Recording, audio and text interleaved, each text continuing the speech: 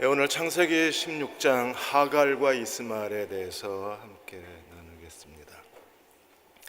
지난 16일 주일날 청주에 계신 분들이 예배에 안 오셔서 그래서 전화를 드려봤더니 비가 엄청나게 왔다는 거예요. 그래서 그날 뉴스를 보니까 청주에 16일 하루 동안에 무려 290mm 비가 쏟아졌습니다. 한국의 기상 관측사상 두 번째로 많은 비가 하루 동안에 청주에 쏟아진 거예요. 근데 청주 시민들이 화가 났습니다.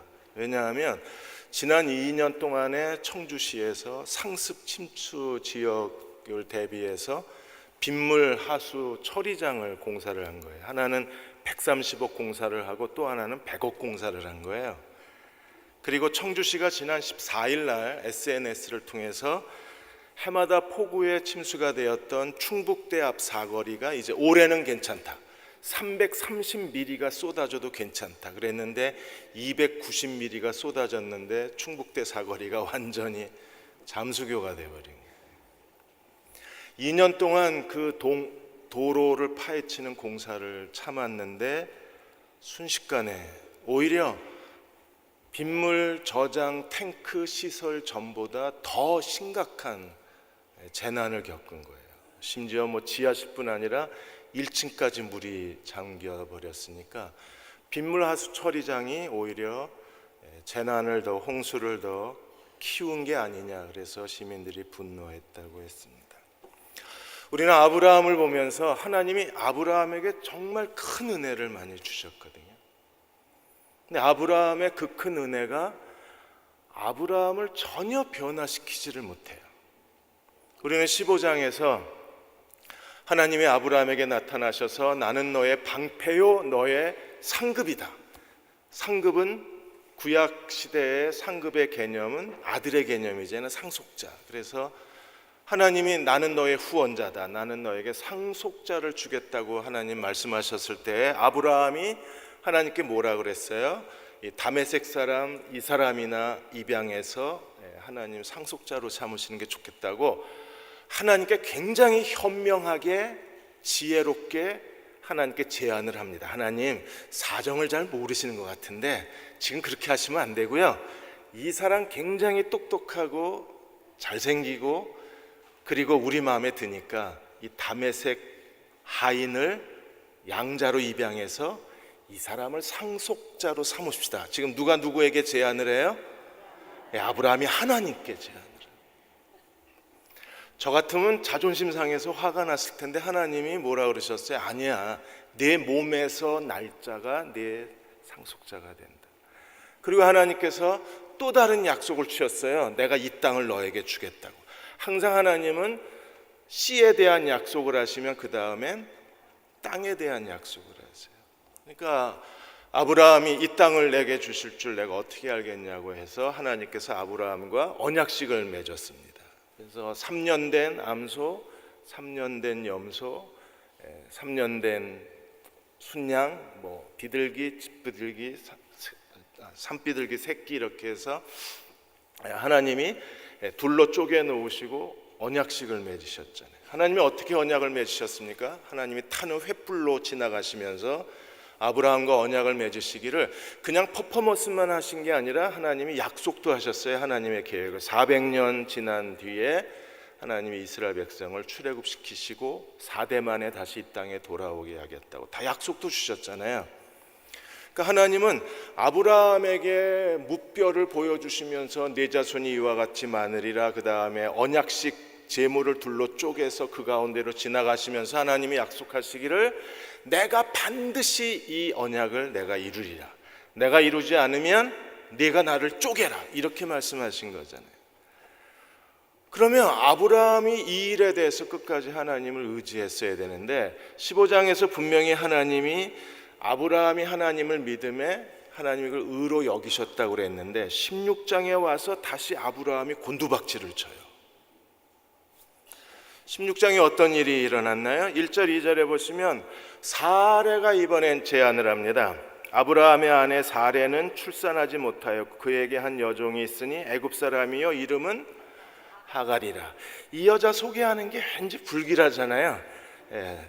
불길함은 틀리질 않습니다. 그래서 2절에 사레가 아브라함에게 이르되 여호와께서 내 출산을 허락하지 아니하셨으니 원하건대 내 여종에게 들어가라 내가 혹 그로 말미암아 자녀를 얻을까 하노라 하매 이때 아브라함이 어떻게 해야 되나요? 아니야, 우리가 하나님을 믿어야지. 하나님이 언약식까지 하셔서 나와 언약을 맺으셨는데 분명히 하나님이 내게 약속하셨다. 하나님께서 하늘의 별처럼 내 자손을 많게 하시겠다고 약속하시고 400년이 지나면 이 땅을 너에게 주겠다고 분명히 약속하시고 하나님이 쪼갠 재물 가운데로 지나가시면서 재물을 불태우셨다. 하나님은 이 일을 반드시 이루실 테니까 우리가 기다리자 이랬어야 되는 거예요. 그런데 아브라함이 어떻게 했습니까? 2절에 아브라함이 사레의 말을 들으니라. 15장에서는요 아브라함이 하나님께 제안을 합니다. 이 다메섹 사람 참 쓸만합니다. 16장에서는요 사레가 제안을 합니다. 어떤 제안을 해요? 내 몸종 하갈을 아내로 주겠다는 제안을 합니다. 아브라함이 왜 사레의 말을 들었을까요? 아브라함은 사레를 정말 사랑했습니다. 그래서 사레가 지금 10년을 기다렸잖아요. 10년 동안 아무 일도 없는 겁니다. 그 사라의 수치를 없애주고 또 사라가 처음 제안을 한 거니까 사라의 소원을 이루어주기 위해서 불과 얼마 전에 하나님이 타는 횃불 사이로 지나가시면서 하나님과 맺은 언약은 다 잊어버리고 사라의 말을 들은 거예요.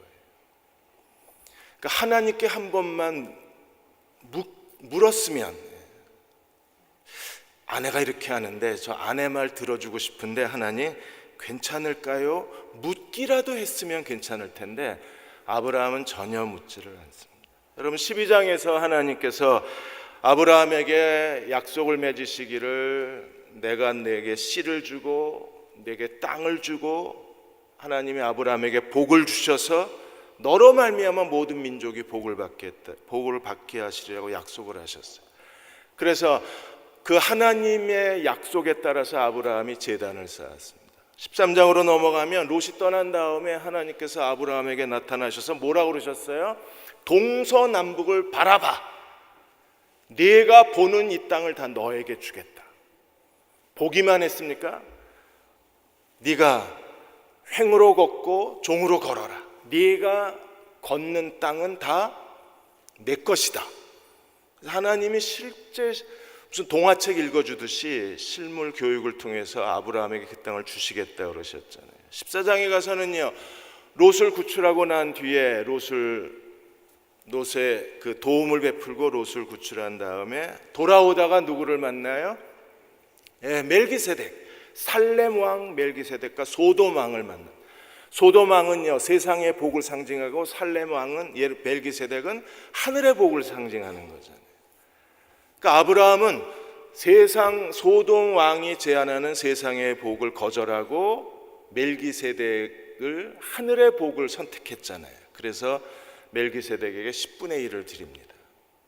그리고 이 멜기세덱은 누구였어요? 바로 히브리서 5장에서 7장까지 나와 있는 예수 그리스도의 대제사장직의 모형이 되신 거죠.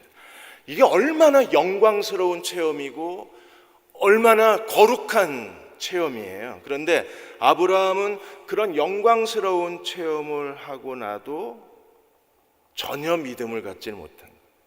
15장에서 하나님이 그의 믿음을 의롭다고 인정하시고 하나님과 더불어 언약식을 했는데도 불구하고 아브라함은 여전히 사레의 말을 들었더라. 누구 말을 들었어야 돼요?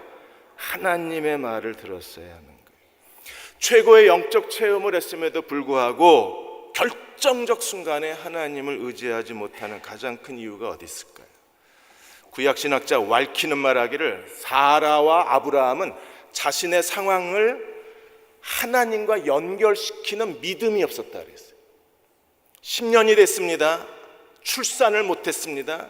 사라의 말대로 여호와가 출산하지 못하게 하실 수도 있습니다. 그런데 이 상황하고 하나님의 약속을 연결시키는 게 믿음인데 자기들이 아이를 낳지 못하는 이 상황하고 아이를 주실 수 있는 하나님을 연결을 못한 거예요. 그러니까 하나님과 상황을 연결을 못하니까 어떻게 합니까? 내가 해결해야 돼요. 내가. 그래서 아브라함도 하나님께 다메섹 사람을 제안하고, 사레도 당시 아기 낳지 못하는 동방의 여자들이 해결할 수 있는 방법은 뭐예요? 자기의 몸종 여종을 남편에게 아내로 주는 수밖에 방법이 없는 거예요.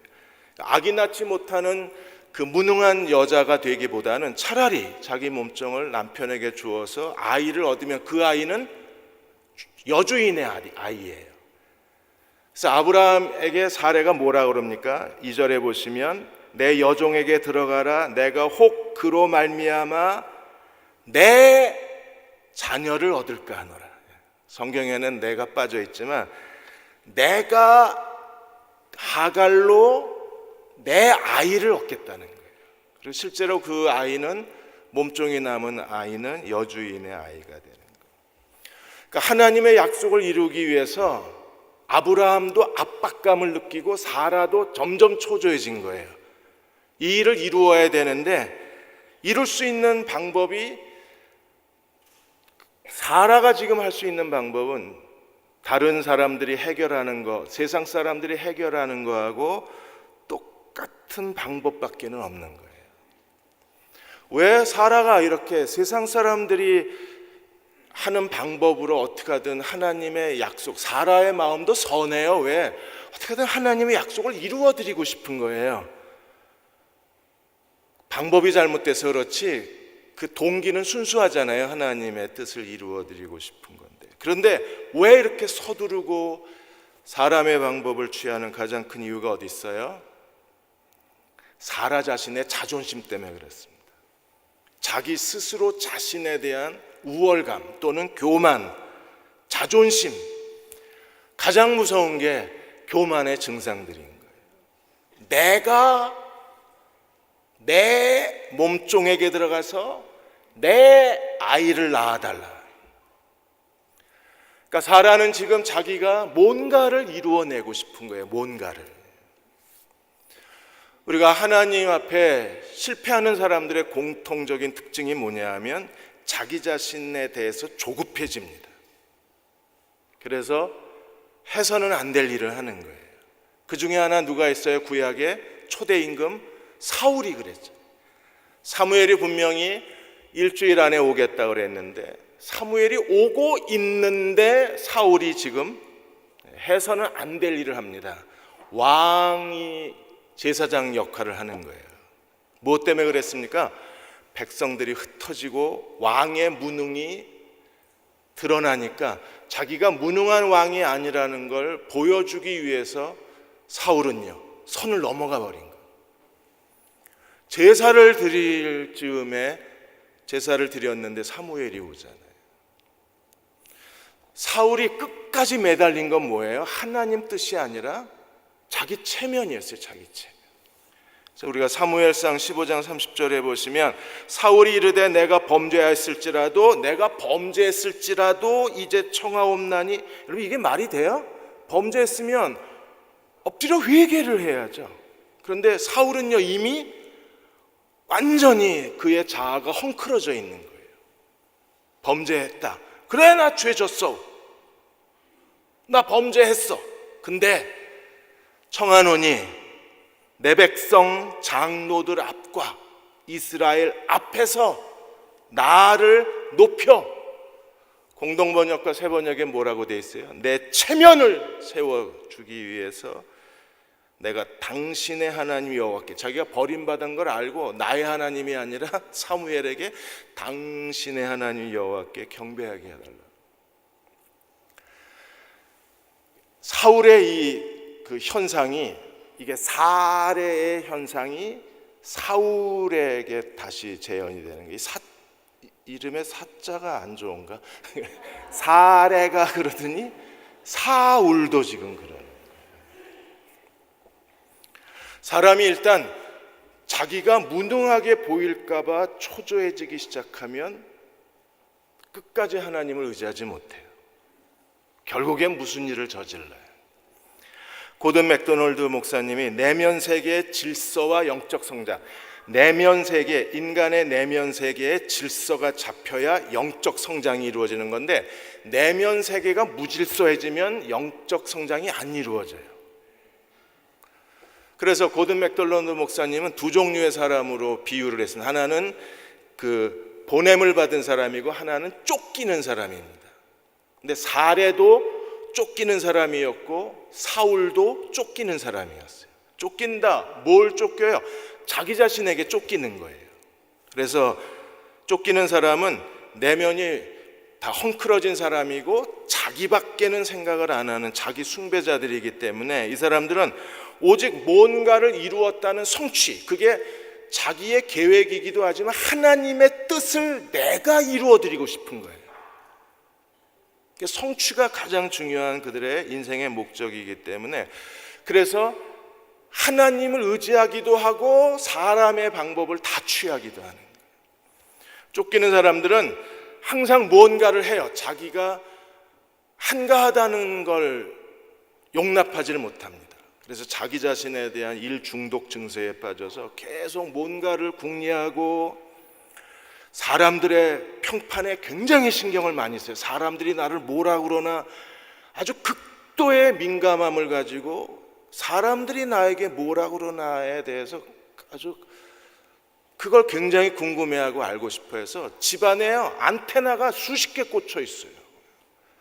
지역교회 안테나 하나, 교회 안테나 하나, 아파트 백이동의 안테나 하나, 동창회의 안테나 하나. 그 왜 그래요? 사람들이 나를 뭐라고 하느냐에 극도로 민감해지는 거예요. 그래서 다른 사람들이 자기를 알아주길 원해요. 알아주길 원하니까 자꾸 뭔가 일을 만들고 자꾸 일을 해야 돼요. 그래서 끊임없이 어떤 일을 합니다. 그리고 이 사람들은 경쟁적 성향이 굉장히 강한 사람이기 때문에 다른 사람이 자기에 반대하거나 자기의 의견에 제동을 걸면 그때부터 분노가 쏟아지는 거예요. 감히 나를 방해해, 이렇게 되는 거예요. 그렇게 자기 자신에게 매달려 사니까 자기 자신에게 쫓기는 거예요. 그러니까 사라도 지금 왜 이래요? 자기에게 쫓긴 거예요. 왜? 벌써 10년이 지났는데 하나님이 아무것도 안 하시잖아요. 그러니까 그게 하나님이 하지 않으시는 걸 사라는 자기가 무능하다고 착각을 하는 거예요. 여러분, 하나님의 시간을 기다리는 거하고 내가 무능한 건 다른 거예요. 그런데 사라도 자기가 무능하다고 생각했고 사울도 자기가 무능하다고 생각하니까 사람의 방법을 취하는 거예요. 보냄을 받은 사람들은 어떤 사람들이에요? 그들은 철저하게 하나님만 의지합니다. 주변에서 무능하다고 손가락질하고 일을 겨우 그거밖에 못하느냐고 그러고 왜 더 나은 일이 있는데 그것만 하고 있느냐고 온갖 비난, 사람들의 비웃음, 모욕, 오해, 험담, 끝까지 하나님만 의지하는.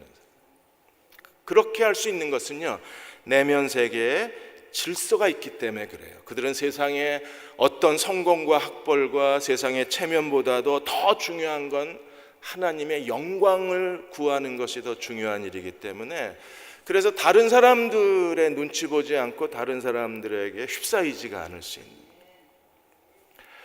자, 3절에서 6절까지 이제 하갈이 도피를 합니다. 그때가 3절에 보시면 아브라함의 아내 사레가 그 여종 애굽 사람 하갈을 데려다가 남편 아브라함에게 첩으로 준 때에는 아브라함이 가나안 땅에 거주한 지 몇 년? 10년. 그래도 오래 참았잖아요. 10년이나 참았는데 인내의 한계가 된 거예요. 그래서 4절에 아브라함이 하갈과 동침하였더니 하갈이 임신하며 그가 자기의 임신함을 알고 누구를 무시하기 시작했어요. 이게 무슨 일일 아침 드라마도 아니고 무슨 주말 드라마도 아니고. 그러니까 멸시를 했습니다. 이 멸시라는 단어하고 12장 3절에서 하나님이 아브라함에게 너를 축복하는 자를 내가 축복하고 너를 저주하는 자를 내가 저주. 이 저주라는 단어하고 멸시가 똑같은 말이에요. 그러니까 하갈은요, 자기 여주인을 멸시를 한 거예요. 그러자 그것 때문에 사레가 아브라함에게 와서 중재를 요청합니다. 5절에 사레가 아브라함에게 이르되 내가 받는 모욕은 당신이 받아야 옳도다.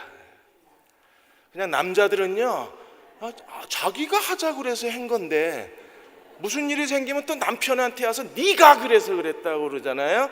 그러니까 우린 다 아브라함의 후예이기 때문에 그냥 할 말이 없어요. 앉은 채 그냥 다 당하는 거죠. 내가 받은 모욕은 당신이 받아야 옳도다. 자기가 다 해놓고 내가 나의 여종을 당신의 품에 두었거늘 그가 자기의 임신함을 알고 나를 멸시하니 당신과 나 사이에 여호와가 판단하시기를. 하나님도 묻지도 않고 해놓고 이제 와서 문제가 생기니까 하나님이 판단하셔야 된다. 일은 자기가 다 해놓고 그것 때문에 당신 때문이라고 남편에게 원망하고 이 일은 하나님이 해결해야 된다고 또 하나님을 원망하고. 그래서 아브라함이 어떻게 하나요? 6절에 아브라함이 사라에게 이르되 당신의 여종은 당신의 수중이 있으니 당신의 눈에 좋을 대로 그에게 행하라. 당신 원하는 대로 해.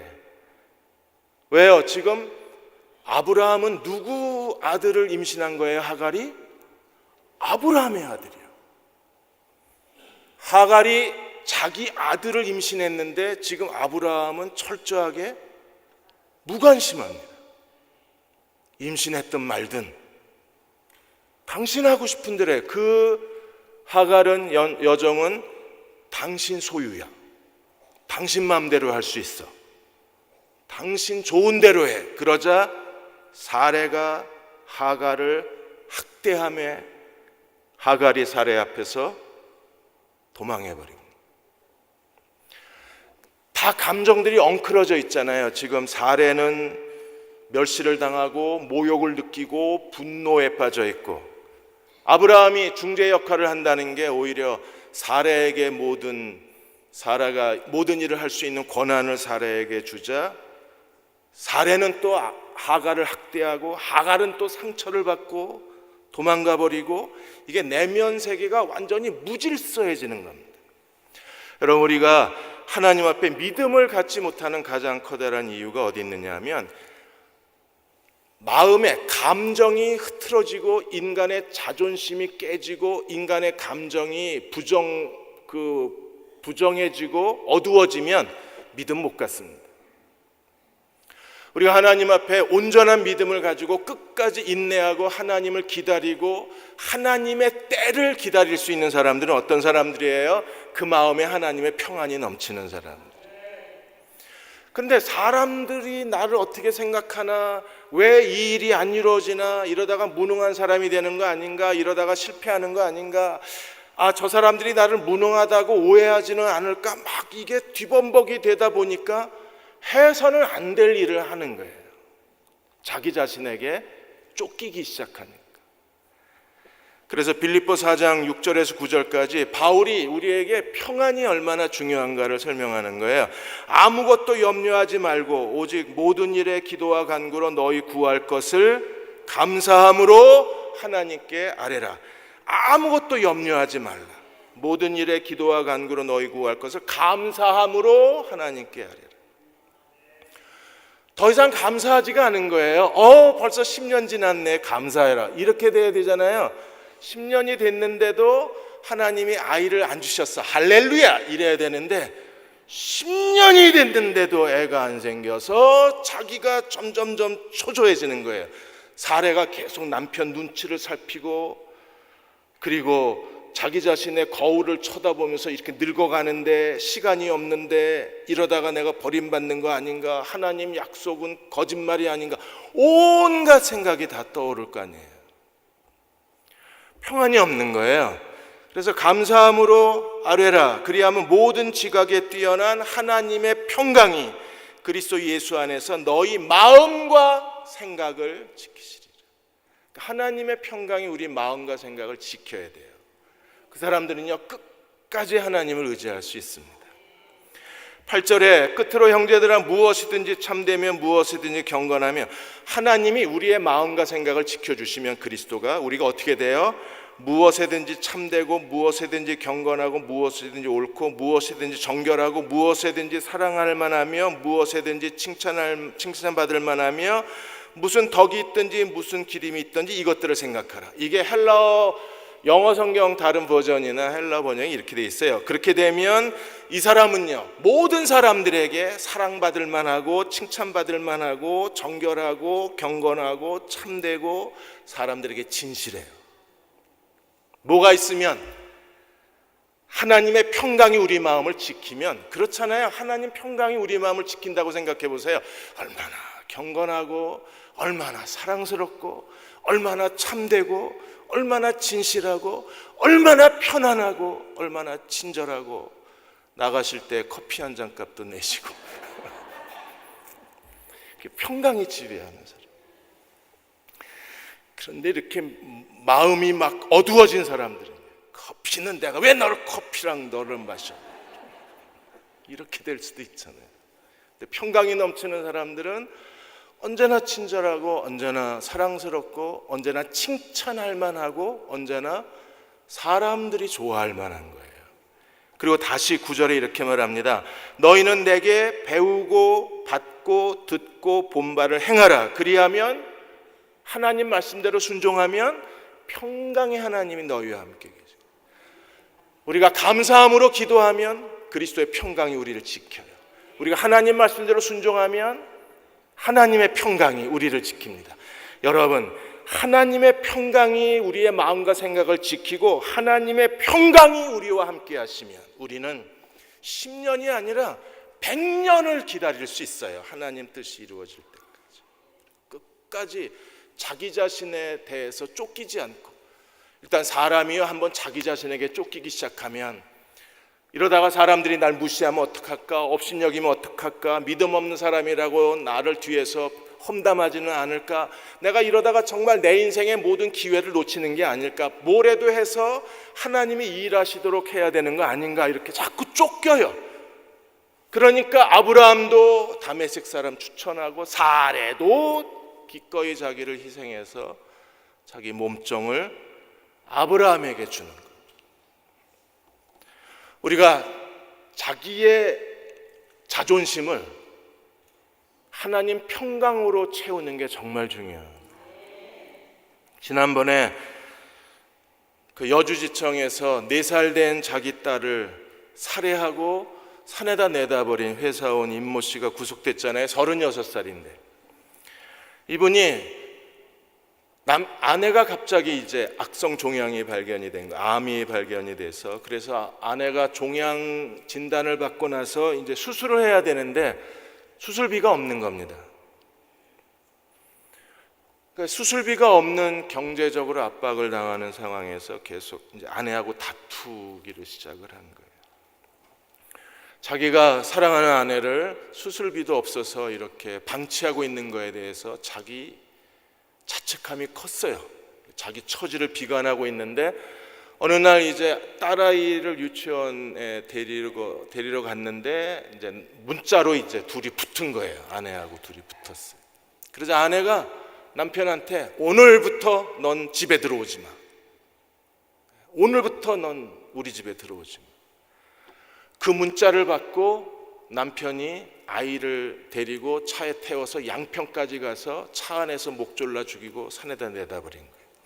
그리고 자기는 이제 혁대를 풀어서 목 매달아 죽으려고 그랬는데 이게 버클이 부셔져 버린 거예요. 죽을 방법이 없는 거예요. 그래서 112에다 전화해서 자기가 딸을 죽였다고 얘기하고, 그래서 경찰에 체포를 당한 거예요. 자기도 같이 딸하고 죽으려고 그랬는데 자기는 죽지를 못한 거예요. 이 남자 왜 이랬어요? 경찰이 뭐라 그랬습니까? 우발적이라 그랬습니다. 뭐가 우발적이에요? 순간적으로 아내에게 무시당한 게 모멸감 때문에 모든 걸 다 끝내버리고 싶은 거예요. 그리고 사랑하는 딸아이를 그냥 남겨두고 혼자 죽을 수 없어서 딸을 먼저 죽이고 자기도 떠나려고 그랬는데 떠나질 못한 거예요. 우리가 다른 사람들에게 이 모멸감을 느끼게 하는 건 정말 위험한 일이에요. 이 하나님을 섬기는 삶에서 우리가 서로에 대해서 말조심을 해야 되고 서로에 대한 태도가 정중해야 되는 이유가 가정에서나 교회에서나 마찬가지예요. 내가 말을 해서 저 사람이 만일에 자존심에 상처를 입으면 그게 자존심 상처로 끝나는 게 아니라 믿음까지도 빼앗아가요. 그러니까 순식간에 믿음이 붕괴가 돼버려요. 사라의 제안을 아브라함이 거절을 못했습니다. 왜? 그녀의 자존심을 지켜주고 싶고 그녀의 그 실망을 어떻게든 위로해주고 싶어서 시작한 거잖아요. 그랬는데 그 사건이 오히려 사라를 더 악몽으로 집어넣은 겁니다. 그러면 사라는 자기 아들을 임신한 여자입니다. 어쨌든 아브라함의 씨잖아요. 그런데도 불구하고 다시 사라의 비위를 맞출 수밖에 없는 거예요. 왜? 사라가 지금 모욕감과 멸시로 온몸이 뒤틀려 있으니까. 그냥 거의 하루 종일 사라는요 분노에 쌓여 있을 거 아니에요. 그 사라에게 내 맘대로 하라고 허락을 하니까 결국에 학대를 하고 고통받은 하갈은 도피하게 되는. 근데 어떻게 됐나요? 7절에서 16절까지 하나님의 여호와의 천사가 사라를 찾아옵니다. 여러분, 이번 주 금요일 날 16장을 한번 더 해야 됩니다. 왜냐하면 이 하갈과 이스마엘이요 굉장히 특별합니다. 분명히 아브라함과 사라의 실수 때문에 하갈이 이스마엘을 낳게 됐는데 하나님이 이스마엘을 굉장히 특별하게 대우를 하세요. 하갈은요 그냥 도망가고 있었습니다. 그런데 누가 찾아와요? 여호와의 사자가 찾아와요. 7절에 보시면 여호와의 사자가 광야의 샘물 곁 곧 술길 샘물 곁에서, 항상 하갈은 그 샘물 곁에서 여호와의 사자를 만나. 21장에서도 다시 하갈은 샘물 곁에서 하나님의 사자를 만나. 그래서 여호와의 사자, 여호와의 사자는 여호와하고 이분이 여호와 자신인지 하나님 보내신 천사인지 사실상 구분이 안 됩니다. 그런데 여호와의 사자가 11절에 보시면 뭐라 그러냐면 여호와의 사자가 또 그에게 이르되 네가 임신하였은즉 아들을 낳으리니 그 이름을 이스마엘이라 하라. 이는 여호와께서 내 고통을 들으셨습니다. 마치 하나님 자신처럼 이름까지도 말을 해줘요. 여러분, 하나님이 직접 오셔서 이름을 지어준 사람이 성경에 7명이 있는데 그 중에 첫 번째가 이스마엘입니다. 우리 같으면요, 아니야 이건 뭐 잘못됐어. 왜요? 이스마엘 때문에 이스마엘의 후손과 이삭의 후손이 성경 내에서 계속 갈등을 일으키잖아요. 그래서 하나님의 백성을 가장 크게 위협하는 게 이스마엘 자손이잖아요. 그리고 지금 무슬림들이 그들이 자기들 나름대로 성경을 인용을 해서 자기네들이 아브라함의 후손 이스마엘의 후손이라고 성경을 짜집기 해서 무슬림들이 자기들을 이슬람 후손으로 자체를 하고 매년 아브라함과 이슬람을 절길로 지켜요, 무슬림들이. 그러니까 성경에 이스마엘을 도둑질해 가서 자기들이 이스마엘 후손이라고 주장하는 게 무슬림들입니다. 이건 오늘 금요일 날 해드릴 거예요. 듣기 싫어도 이거 듣고 사셔야 돼요. 그러니까 이스마엘은요 그냥 하나님이 실수로 태어난 아들, 그리고 버린 게 아닙니다. 실수로 태어난 아들인데 하나님이 이스마엘과 언약을 맺으세요. 여호와의 사자가 나타나신 것도 특별한 경우고, 그 다음에 8절에 사레의 여종 하갈아 내가 어디서 왔으며 어디로 가느냐. 뭐라고 불렀어요? 하갈을 사레의 여종 하갈아 그랬습니다. 하갈아 이러지 아니하고 사레의 여종. 내가 어디서 하갈은 어디에 있어야 돼요? 사레의 여종이니까 사레에게 있어야죠.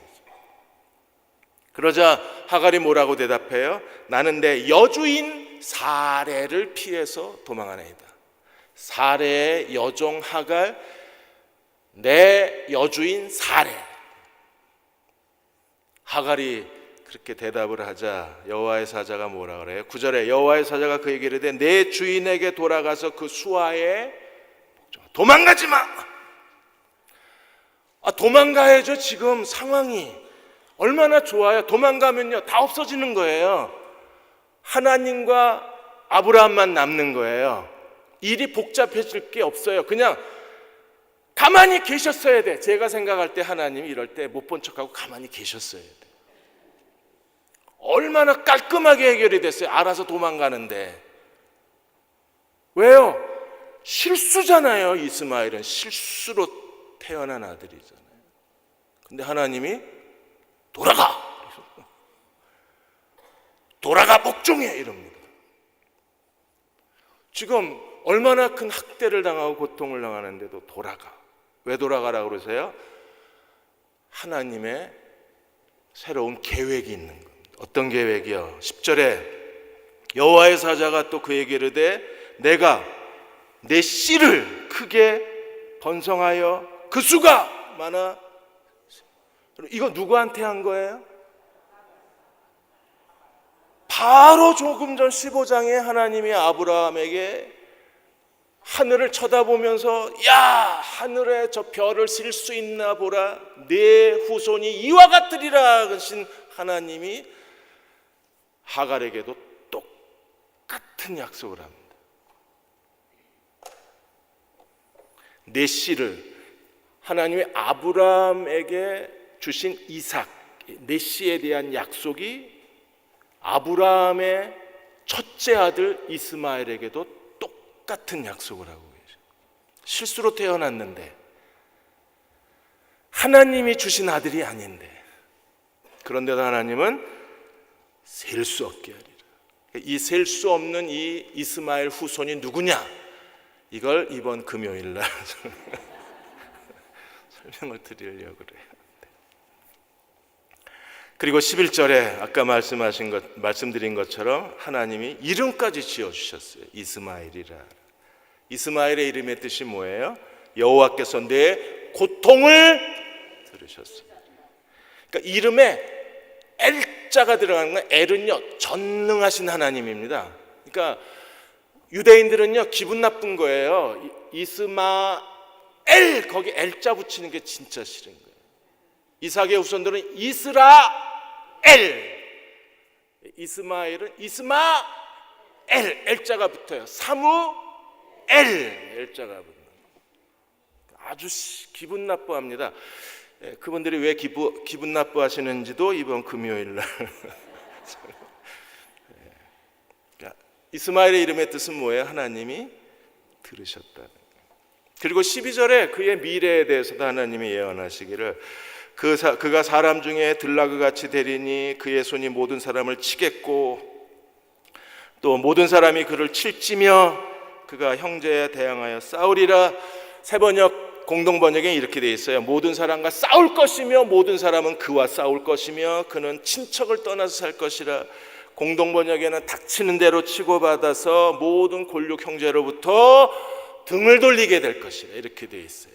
이 예언의 뜻은 무엇인지도 우리가 함께 생각해 보고자 합니다. 왜냐하면 들나귀 같이 되리라고 했는데 이스마엘의 후손이 정말 들나귀가 됐는지 모든 사람하고 치고받고 싸운다 그랬는데 지금 중동에서 일어나고 있는 시리아 사태 또 IS가 전 세계에 위협이 되고 이제 IS가 필리핀으로 거주지를 옮긴다 그러는데 이 IS 예언하고 이 들나귀 예언이 어느 정도 연관성이 있나 이런 것들을 저희가 조금은 더 상식적으로 이해할 필요가 있어요.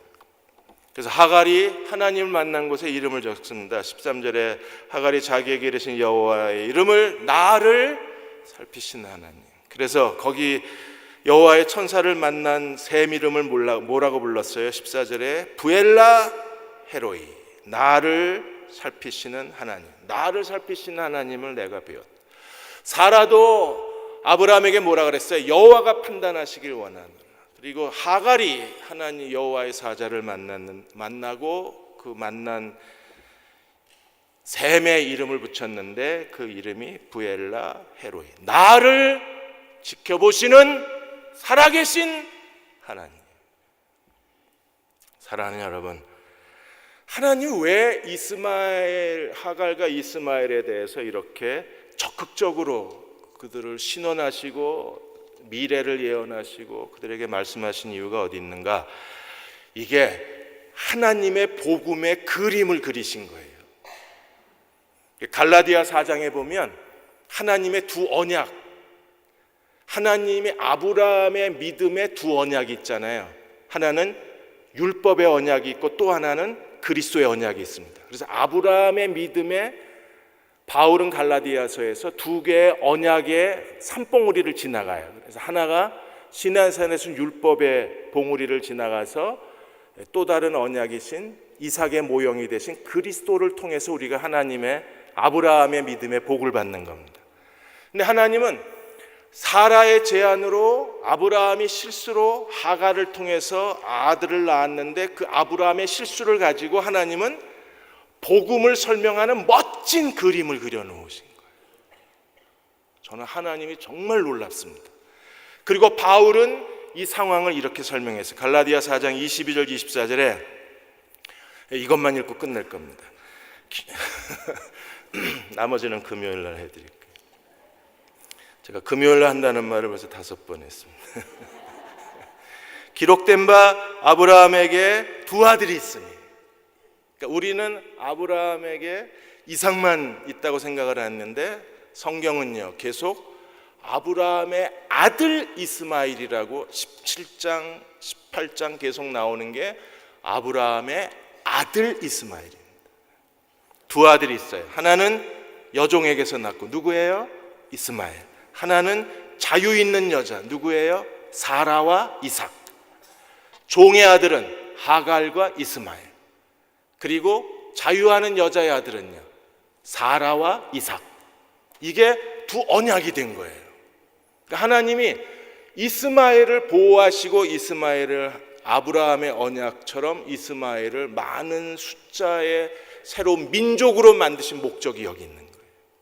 그리고 23절에 여종에게서는 육체를 따라 낳고 하갈은 아브라함에 의해서 태어났잖아요. 육체의 방식으로 태어났어요. 이삭은요 믿음으로 태어납니다. 그래서 이스마엘은 육체로 태어난 자의 대표고 이삭은요 믿음으로 태어난 자의 대표가 되는 거예요. 그래서 여종에게서는 육체를 따라 낳고 자유 있는 여자에게는 약속으로 말미암아 낳았다. 육체와 약속이 비교가 됩니다. 그래서 24절에 이것은 비유니 두 여자는 뭐예요? 두 언약이라. 그래서 하갈은 시내산의 율법을 통한 율법의 언약의 대표. 그리고 사라와 이삭은요 십자가에 죽으신 예수 그리스도를 믿는 하나님의 약속과 믿음으로 말미암는 하나님의 자녀의 출생의 약속이 되는 거예요. 그럼 예수 믿는 우리는 어떤 사람입니까? 28절에 형제들아 너희는 이삭과 같이 약속의 자녀라. 우리는요 예수 그리스도를 믿음으로 거듭난 하나님의 자녀들. 그러므로 하갈은요 다시 돌아가 복종해야 됩니다. 왜요? 이 하나님의 복음의 가장 중요한 율법과 그리스도 그리고 이스마엘과 이삭을 통해서 하나님께서 우리들에게 옛 언약과 새 언약을 비교해서 설명해 주실 수 있기 때문에. 그래서 이스마엘도 아브라함의 아들인데 육체의 방식으로 태어났고 이삭도 아브라함의 아들인데 믿음으로 태어난 아들이에요. 그래서 우리는요 믿음으로 태어난 이삭의 자녀들이 되는 거예요. 하나님은 분명히 이건 아브라함과 사라의 실패입니다. 그들은 믿음이 없어서 저지른 가장 부끄러운 일입니다. 그런데 하나님은 그걸 가지고 어떻게 하셨어요? 하나님의 새로운 기회로 만들어내신 거예요.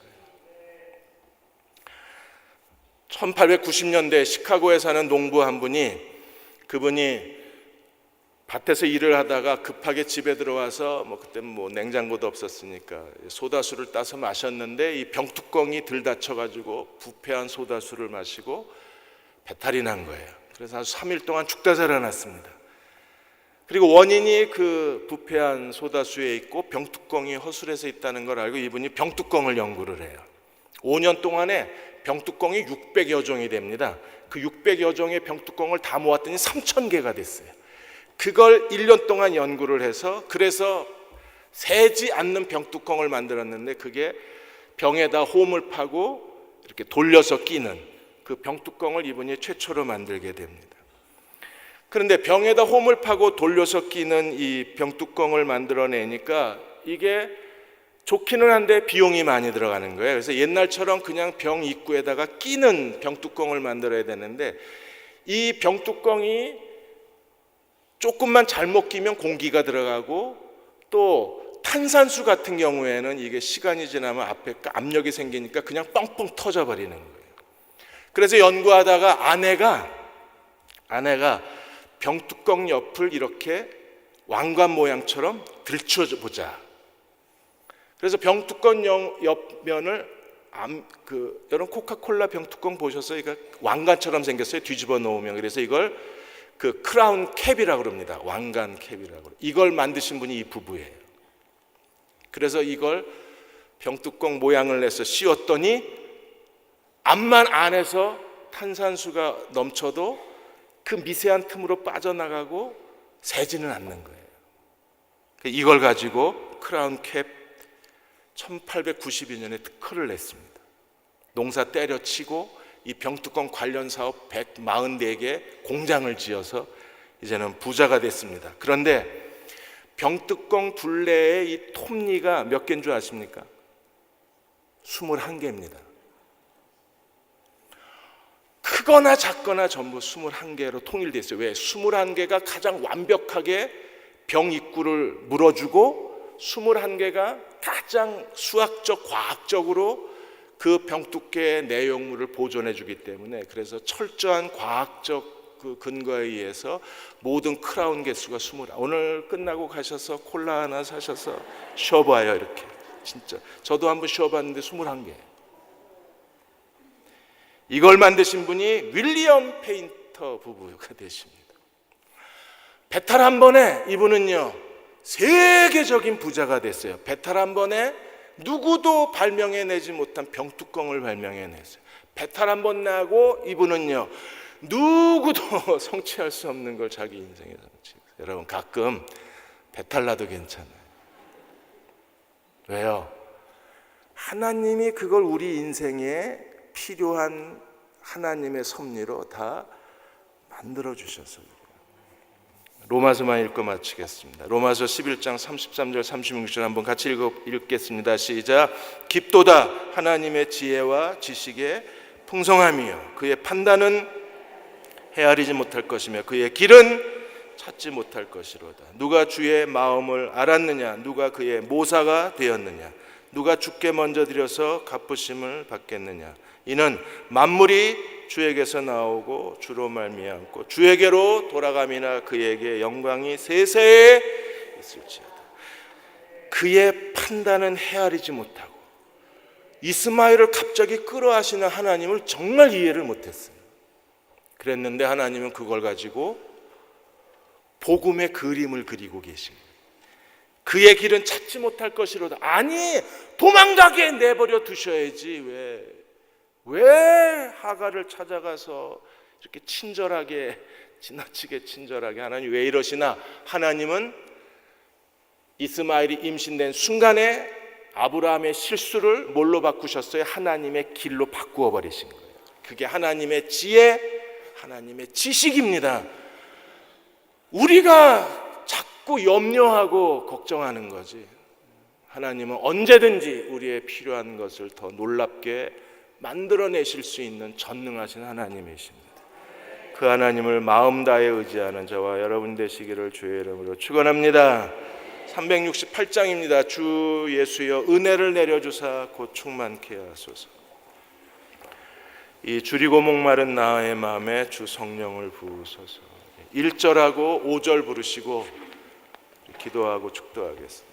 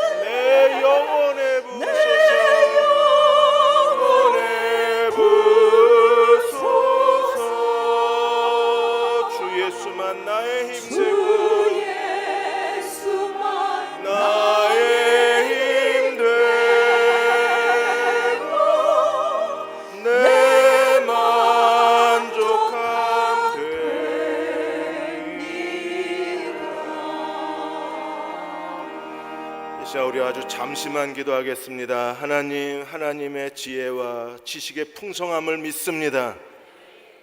하나님, 모든 것이 주께로 나오고 주로 말미암고 주께로 돌아갑니다.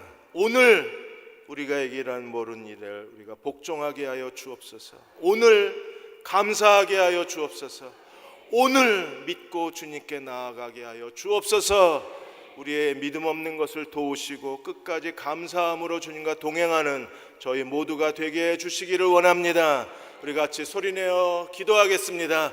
아버지 하나님, 저희들에게 믿음을 더하여 주시고 감사함으로 나아가게 하여 주시고 끝까지 하나님 의지할 수 있도록 하나님 축복하여 주옵소서.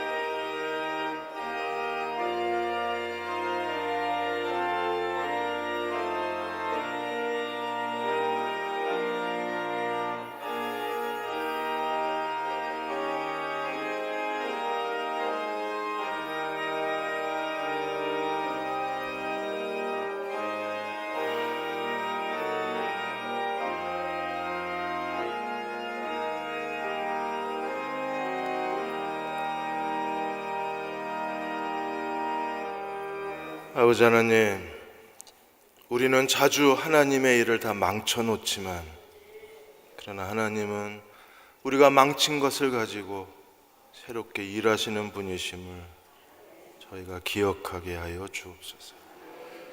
실수하려고 해서 한 게 아니라 자기 자신을 견디지 못해서, 그래서 우리가 사라처럼 아브라함처럼 자주 실수합니다. 그래도 그 실수를 가지고 새로운 길을 만들어내시는 아버지이심을 믿습니다. 하나님, 새 일을 행하여 주시고 새로운 주님의 뜻을 종들에게 보여 주옵소서. 지금 우리를 죄에서 구원하신 우리 주 예수 그리스도의 은혜와 하나님 아버지의 그 크신 사랑하심과 성령의 위로하시고 도우신 은혜가 오늘 함께 수요 예배드리고 돌아가는 모든 교우와 가정과 아들 딸들 위에, 간절히 기도하는 모든 기도 위에, 하갈의 고통을 들으신 하나님, 우리의 고통을 들으시고 그 고통 중에서 새로운 하나님의 섭리를 주실 것을 믿는 모든 교우들 위에 지금부터 영원히 함께 하시기를 간절히 축원하옵나이다. 아멘.